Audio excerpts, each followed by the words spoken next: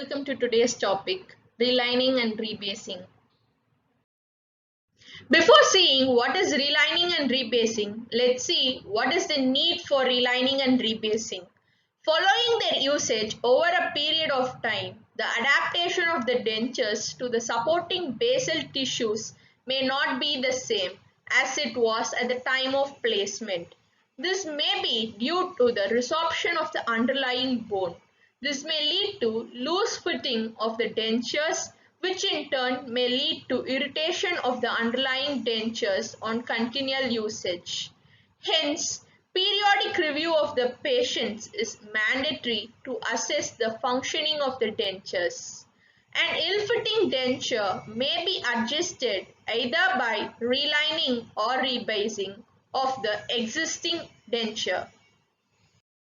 The process of replacing tissue contacting surface of existing denture is known as relining. The process of replacing the entire denture base of an existing complete or partial denture is known as rebasing. More about relining. Relining is a procedure to resurface the tissue surface of the denture with a new base material to make the denture fit more accurately. Relining is indicated for improving the adaptation of the dentures necessitated due to resorption of the residual ridge. Rebasing. Rebasing is a procedure of refitting a denture by the replacement of the entire denture base. Rebasing is indicated when there is change in the vertical dimension or in case of unaesthetic appearance of the denture base due to staining or other reasons. In rebasing, the teeth alone is preserved, the entire denture base is replaced with a new material. The regular denture-based materials may be used for rebasing. Methods of relining and rebasing. Relining may be done either as a clinical procedure with direct reline materials such as tissue conditioners or as an indirect lab technique. The direct technique is done by applying the reline material directly onto the prepared tissue surface on the denture and fitting in the oral cavity. The indirect reline or rebasing techniques require a clinical impression which is sent to the laboratory. New material is added or the entire denture base is replaced with a new material depending on whether it is a relining or rebasing procedure.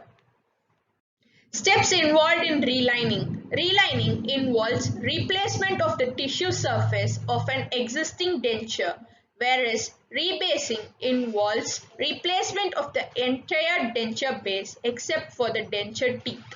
In both instances, an impression of the soft tissue is made using the existing denture as an impression tray. A gypsum cast is generated in the impression and the resultant assembly is invested in a brass denture flask. Subsequently, the flask is opened and prepared for the introduction of resin. If the denture is to be relined, the impression material is removed from the denture. The tissue surface is cleaned to enhance the bonding with the existing denture base and the reline material. Next, appropriate resin is introduced and shaped using a compression molding technique.